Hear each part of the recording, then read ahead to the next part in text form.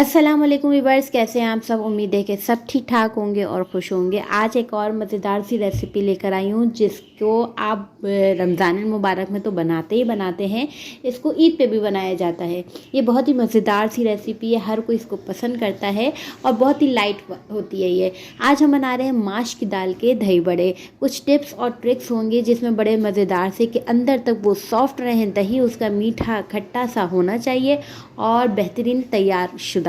तो घर में इतने अच्छे किस तरह बनाए जाते हैं आज मैं आपको बताऊंगी। तो चलें बस यहाँ पे रेसिपी स्टार्ट करते हैं टाइम ज़ाया किए बगैर।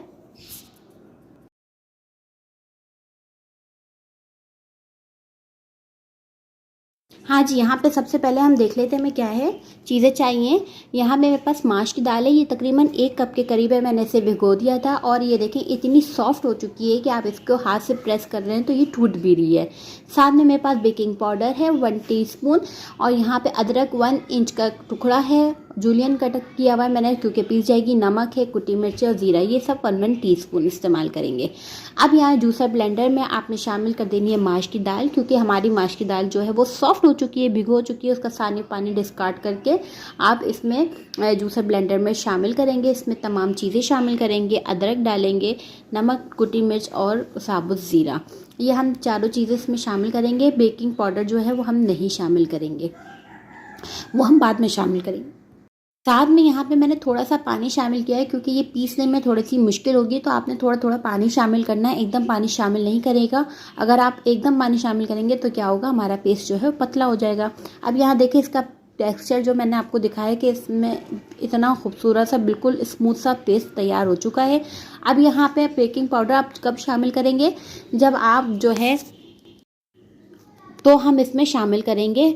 और उससे पहले आपने अगर इसको बना के रख लिया है तो कोई इशू नहीं है, बस जब आप तलने लगें उससे जब तेल डालें गर्म होना शुरू हो तो अब आप इसमें बेकिंग पाउडर शामिल करिएगा। बस एक टिप आपकी ये हो गई है। अब आपने तेल गरम करना है और गरम करने के बाद इसको लो फ्लेम पे कर देना है, मीडियम बिल्कुल लो। इससे क्या होगा, जो आप लोग एकदम तेज़ आंच में इसमें शामिल करना शुरू करते हैं तो हमारे ऊपर से तो वो पक जाते हैं मगर वो अंदर से बिल्कुल कच्चे हो जाते हैं और गुठली बन जाती है, जिससे वो जब हम बाइट लेते हैं वो बिल्कुल हमें मज़ेदार नहीं लगती। तो आपने क्या करना है, तेल को हल्का मीडियम फ्लेम करना है। पहले आपने तेज़ किया, उसके बाद उसको हल्का कर दिया लो पे और आपने इस तरह से डालना शुरू कर दिया। अब आप चाहें, आपकी अपनी चॉइस है कि आप चाहें तो इसको बड़ा मतलब बाश की दाल के जो बड़े बड़े होते हैं आप उस तरह बना लें, चाहें तो आप छोटे छोटे बना लें जैसे कि मुझे छोटे छोटे मैं बना रही हूँ और ये बहुत ही रुई की तरह बिल्कुल सॉफ्ट बिल्कुल बन जाएंगे। अब यहाँ पे मैं हाथ की मदद से डाल रही हूँ, आप चम्मच की मदद से डालें। और अभी बिल्कुल लो मीडियम फ्लेम है, मैं इसकी जगह बना के फुल इसको फिल कर दूँगी। उसके बाद इसको जब पकने का प्रोसीजर स्टार्ट हो जाएगा 1 से 2 मिनट के बाद, तो मैं इसकी आंच थोड़ी सी आहिस्ता आहिस्ता करके तेज़ करना शुरू कर दूँगी। अब यहाँ पे देखें ये पकना शुरू हुआ है तो मैंने इसके फ्लेम जो है थोड़ी सी ऊपर कर दी है। अब इसको आपने हल्के हाथों से चलाते चले जाना है। कोई भी इसमें दही बड़ा जो है आपका जो है ना नहीं चिपकेगा, बस आपको हल्के हाथों से इसको हिलाते जाना है। अब यहाँ पे देखें ये पकना शुरू हो गया है, बिल्कुल स्मूथ सा बिल्कुल अच्छे से इसका वो बन गया है। अब ये कहीं से नीचे पक रहा होगा, इसका कलर आना शुरू होगा। जब इसका कलर आना शुरू हो तो अब आप इसको निकालना शुरू कर दें।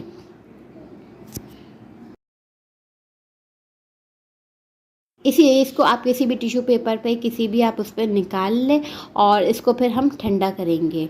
ठीक है, अब इसी तरह आप दूसरा बैच भी तैयार करिएगा कि अब फिर लो जब आप डालने लगें तो आप उसकी फ्लेम लो कर दें। ये देखिए हमारे जो हैं वो तैयार हो गए हैं। अब मैं इसको थोड़ा सा ठंडा कर लूँगी, उसके बाद मैं दूसरा स्टेप बताती हूँ कि आपने क्या करना है। अब आपने क्या करना है, ये देखिए कितने सॉफ्ट हैं कि आप इसको पानी में नहीं भी डालेंगे तो ये इतने सॉफ्ट हैं कि आपको मज़ा आ जाएगा। यहाँ पे मैं दिखा रही हूँ कि इसको तोड़ के मैं खुद हाथ लगा रही हूँ तो मुझे खुद मज़ा आ रहा है कि इसको देख कर के कितने सॉफ्ट सॉफ्ट बिल्कुल बने हैं। तो यहाँ पे जो है आप इसके साइज़ बड़े कर सकते हैं। आप कहें बहुत छोटे कर दिए तो आप चाहें तो बड़े करें, मुझे छोटे ज़्यादा पसंद है हमारे घर में। तो बस अब यहाँ पे हमने क्या करना है, इसको एक बाउल में कन्वर्ट कर दें और उसके बाद आप इसमें पानी शामिल कर दें। और पानी शामिल करने के लिए बस मैं मुश्किल से 5 से 10 मिनट छोड़ूंगी क्योंकि ये ऑलरेडी बहुत सॉफ्ट है, ज़्यादा मुझे सॉफ्ट नहीं रखना। और बस इसके बाद मैं जो है ना इसको पानी में भिगो के दही की तैयारी करना शुरू कर दूँगी। यहाँ पे दही जो है हमें बनाने के लिए फ्लेवरफुल होना चाहिए, तो उसके लिए क्या किया मैंने दही ले लिया 3 पाव। इसके अलावा आप अपनी क्वांटिटी के हिसाब से भी ले सकते हैं, ज़्यादा कम। इसके अलावा दूध लिया है 3 टेबल स्पून, चीनी है 1 टेबल स्पून, नमक 1 टीस्पून, कुटी लाल मिर्च है 1 टीस्पून और भुना हुआ कुटा ज़ीरा है 1 टीस्पून। ये तमाम चीज़ें जो है हम दही में शामिल करेंगे। तो मैंने क्या किया, सबसे पहले दही में तमाम चीज़ें शामिल करी, इसको फेंट डाला और उसके बाद अब हम क्या करेंगे, सर्विंग बाउल लेंगे जिसमें हमें सर्व करना है। उसमें हम सारे जो बड़े हैं हमारे जो दही बड़े हैं उसको हम क्या करेंगे, पानी से प्रेस करके, मैं पानी में जो उसका सारा पानी यानी कि पानी के अंदर ही आप उसको प्रेस करें ताकि उसका सारा पानी निकल जाए और उसको आप सर्विंग ट्रे में बिछाते चले जाएं। ये देखें इस तरह से सारा पानी जो इसका निकल जाएगा तो ये और ही सॉफ्ट हो चुके हैं और इसको आप इसमें सर्विंग ट्रे में फैलाते चले जाएं। ये देखें जनाब, इस तरह से ये तैयार हो चुका है। बस अब यहाँ पे जो दही हमने फेंटा हुआ था, अब इसमें हमने शामिल करा है दूध शामिल करेंगे, तमाम सारे मसाले इसमें ऐड कर देंगे जो कि बड़े मज़ेदार होते हैं। चीनी भी आप इसमें डालें, थोड़ा सा खट्टा थोड़ा सा मीठा, सही। और ये बड़े मज़ेदार से हमारा दही तैयार है। अगर आपके पास दही फेंटा बना हो तो एक ब्लेंडर में भी आप चला सकते हैं ताकि जो छोटे छोटे चंक्स रह जाते हैं वो बिल्कुल ना हो सही से। तो मैंने यहाँ ब्लेंडर में इसको चला दिया, जूसर मशीन में, ताकि ये बिल्कुल से सॉफ्ट से अच्छे से तैयार हो जाए। अब यहाँ पे मैंने सर्विंग बाउल में इसको दही शामिल कर दिया, उसी में जिसमें आपने दही बड़े रखे थे, और मेरे ऊपर से और भी डाल दिए। मेरे बच्चे कहे थे और डालें, तो मैंने और डाल दिया। साथ में मेरे पास इमली की चटनी रखी थी जो मैंने आपको दिखाई थी बनाना, बहुत ही मज़ेदार है, यकीन करें। आप लोग एक बार ट्राई करेंगे तो ख़ुद कहेंगे वाह, हर चीज़ में काम आ रही है। इसके अलावा मैंने ग्रीन चटनी बना के रखी है, वो भी मैं इसमें वो शामिल कर दूंगी। और जो ऊपर से इस पे हम चाट मसाला डालेंगे, पापड़ी डालेंगे और इसको सर्व कर देंगे। चटनी की रेसिपी मैं आपको नीचे लिंक में दे दूंगी, आप इसको ज़रूर ट्राई करें, आप इसको बना के रखें, ईद पे भी आपके बहुत काम आएगी। और ग्रीन चटनी की भी रेसिपी आपके साथ शेयर कर दूंगी, आप इसको ज़रूर बना के अपने रेफ्रिजरेटर में रखें, क्योंकि मैंने अभी काठिया वाले छोले बनाए थे, वो बहुत आउट क्लास बने थे, तो उसमें भी ये चटनी का कमाल था। ठीक है, तो जनाब यहाँ पे हमारे दही बड़े जो हैं वो तैयार है खूबसूरत से, और बस यहाँ पे मैं इसको सर्व कर रही हूँ। और चाहें तो आप इसको ठंडा करने के लिए रख दें, चाहें तो उसी वक्त आप इसको सर्व कर दें, बिल्कुल रेडी टू ईट है।